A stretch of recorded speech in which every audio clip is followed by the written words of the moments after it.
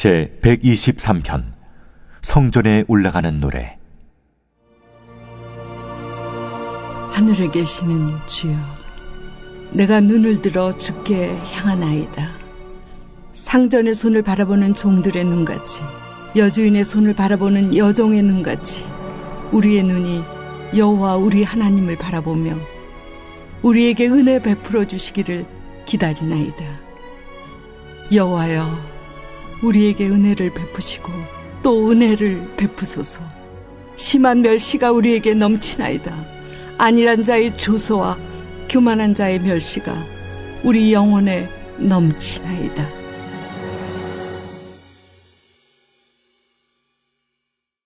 어떤 책에 이런 이야기가 있습니다. 자신이 아는 지인 중에 네덜란드 교수가 있었는데 자식이 13이었다고 합니다. 그분이 그 교수한테 이렇게 물어봤어요.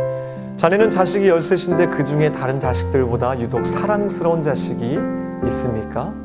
이 질문을 듣고 그 교수는 긴 대답으로 이렇게 말하더라는 것입니다. 있지.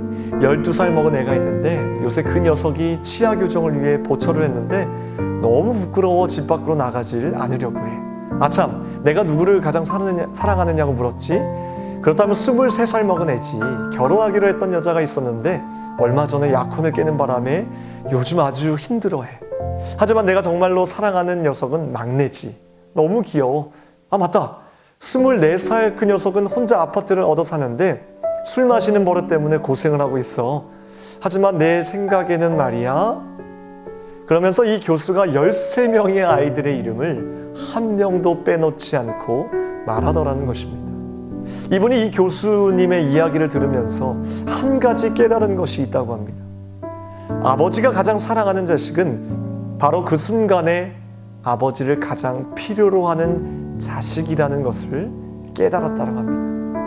하나님, 우리가 하나님을 가장 필요로 하고 그분의 사랑에 갈급해야 하고 하나님의 도우심을 가장 필요로 하는 자들을 사랑하신다는 것입니다. 죄를 짓던 무슨 짓을 하든 상관하지 않으십니다. 오직 문제가 되는 것이 있다면 그것은 하나님 아버지를 향한 갈급한 마음이라는 것입니다. 오늘 시편의 기자가 딱 이런 사람인 것 같습니다. 하늘에 계시는 하나님께 자신의 모든 신경을 집중해서 하나님의 돕는 손길을 바라고 구하고 있습니다. 마치 예수님께서 하늘을 우러러 공급의 원천이 되시는 하나님을 바라보신 것처럼, 또한 스데반이 핍박을 받는 동안 내내 하늘을 우러러 본 것처럼 이 시편의 기자도 동일하게 하나님을 우러러 보고 있습니다. 하나님께서 가장 사랑하는 자녀들의 모습이 바로 이 모습이라고 생각합니다. 하나님의 공급하심을 지금 필요로 하고 하나님의 도움의 손길을 지금 원하는 자들을 찾아내서 필요를 채워주시는 분이 바로 우리 하나님이심을 믿으시기 바랍니다. 오늘 말씀 다른 해설이 필요하지 않아 봅니다. 1절과 2절 말씀을 그냥 마음에 새기고 믿음으로 고백하기만 해도 은혜가 되고 하나님에 대한 확신이 생깁니다. 하늘에 계시는 주여, 내가 눈을 들어 주께 향하나이다. 상전의 손을 바라보는 종들의 눈같이, 여주인의 손을 바라보는 여종의 눈같이 우리의 눈이 여호와 우리 하나님을 바라보며 우리에게 은혜 베풀어 주시기를 기다리나이다. 할렐루야. 이 시편의 저자처럼 우리의 시선이 오직 주님께 있으면서 우리 마음에는 늘 종이 주인의 손길을 바라보는 겸손한 마음으로 기다릴 때 변함없이 은혜로 우리의 삶을 채워주시는 하나님의 손길을 분명 만나게 될 것입니다. 저는 오늘의 말씀을 묵상하면서 이 시편의 저자의 모습 속에서 어린아이의 순수한 믿음의 모습이 보이는 것입니다. 며칠 전에 제 아들 하준이가 잠에 들기 전에 엄마한테 이런 이야기를 하는 겁니다. 엄마, 나는 커서도 엄마랑 있을 거고 결혼도 안 하고 엄마랑 영원히 살 거야 라는 말을 하였습니다. 속으로는 참 커봐라, 그 말이 쏙 들어갈 것이다. 그러면서도 이 아이들이 엄마라는 존재를 생각할 때 정말 끔찍하게도 생각하고 사랑한다는 것이 부럽더라고요. 우리도 한때 이런 마음으로 살아왔고 우리도 한때 하나님을 이런 마음으로 순수하게 사랑한 적이 있는데 라는 생각이 들게 되었습니다. 여러분, 겨울왕국 2 영화를 보면 올라프가 이런 노래를 하죠. 어른이 돼보면 그때 날까? 모든 게 다 이해가 될까? 어른이 된다는 건 세상과 날 맞추는 것. 저는 이 노래를 듣고 이 가사를 이렇게 바꿔봤습니다. 어른이 아니라 어린아이가 돼보면 그때 나을까? 모든 걸 다 이해하지 않아도 되지 않을까? 어린아이가 된다는 것은 어른 되기를 포기하는 것. 우리의 신앙이 성숙하지 않는 것은 어른이 되지 않아서가 아니라 어린아이가 되지 않아서일 수도 있겠다라는 생각을 해보았습니다. 어린아이가 된다는 것은 모든 것이 선물이며 자기의 영혼의 키를 단 1cm도 스스로 키울 수 없을 뿐더러 그럴 힘도 없음을 깨닫는 일입니다. 우리가 하나님 사랑 안에 푹 젖어들기 위해서는 내가 어린아이처럼 하나님 아무것도 할 수 없습니다라는 포기가 있을 때 맛볼 수 있다는 것입니다. 또한 어린아이에게는 과거라는 것이 없습니다. 아이들은 지금 이 순간의 현실에 자신의 모든 것을 던집니다. 어린 아이 같은 사람에게는 자꾸 걸려 넘어지는 것이 전혀 이상하지 않습니다.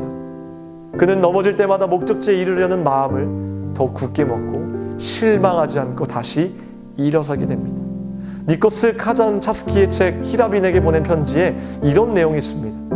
어떤 노인이 누워서 죽음을 맞이하고 있습니다. 그는 자신이 살아온 죄악된 삶 때문에 슬픔과 후회와 죄의식으로 가득 차 있었습니다.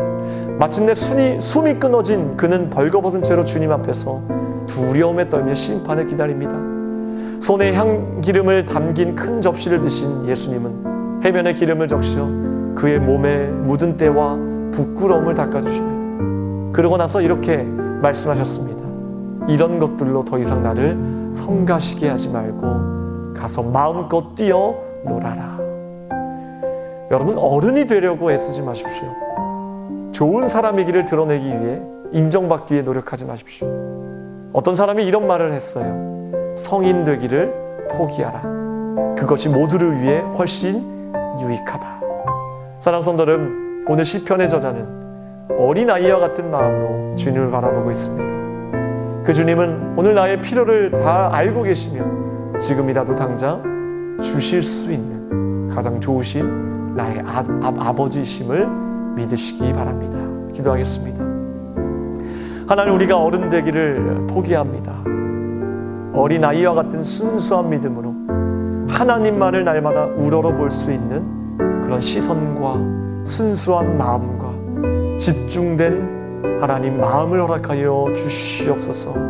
이 마음을 가지고 나아갈 때 하나님이 주시는 평강과 감사를 누릴 수 있게 된 줄 믿사오니 우리 마음 가운데 귀한 믿음을 허락하여 주시옵소서. 이 새벽에 하나님 말씀을 묵상하며 하나님 앞에 기도하는 제목들마다 주님께서 귀한 것으로 대갚아 주시며 오늘도 살아계셔서 역사하시는 하나님을 만날 수 있도록 주여 우리와 동행하여 주시옵소서. 모든 것 감사드리오며 우리를 구원하신 예수 그리스도의 이름으로 기도하옵나이다.